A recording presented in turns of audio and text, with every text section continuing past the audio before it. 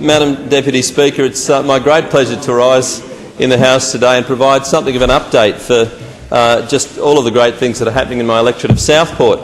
And the Newman government is absolutely getting on with the job of delivering better frontline services. And testament to this is just some of the statistics that we're seeing out of our health services and out of the Department of Housing, the figures that we're seeing in respect of jobs and the economy, and of course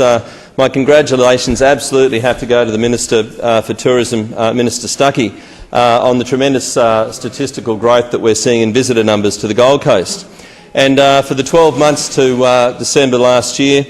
we've seen a 7% increase in international visitors to the Gold Coast, and it was my great pleasure today to host yet another Chinese delegation for lunch here at Parliament. But last year we saw 792,000 international visitors come to the Gold Coast, which represent an estimated expenditure of some $916 million, and it's believed that that's about a 10% increase over the previous year. But we're also seeing tremendous improvements in our health system, and with the opening of the new Gold Coast University Hospital, we're seeing 78% of patients leaving the emergency department within 4 hours, compared with the statistics we saw under the previous government, just 63% 2 or 3 years ago. And what a pleasure it was last week to receive an email from the head of the emergency department at our local hospital congratulating us as a government and the health minister on the expeditious way and the sensitive way in which he dealt with the SMO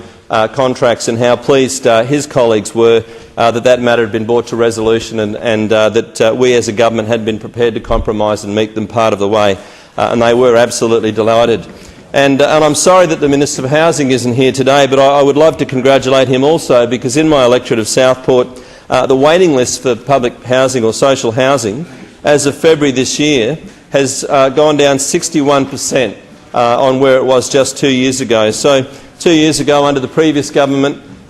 when we came into government, we saw some 400 people on public waiting lists for housing, and now that's down to under 150 people. All of this is testament to the fact that the Newman government is absolutely getting on with the job of delivering better services. And I particularly, just in closing, want to congratulate Carol Baker and Wendy Bennett from the Gold Coast Fibromyalgia and Chronic Fatigue Syndrome Group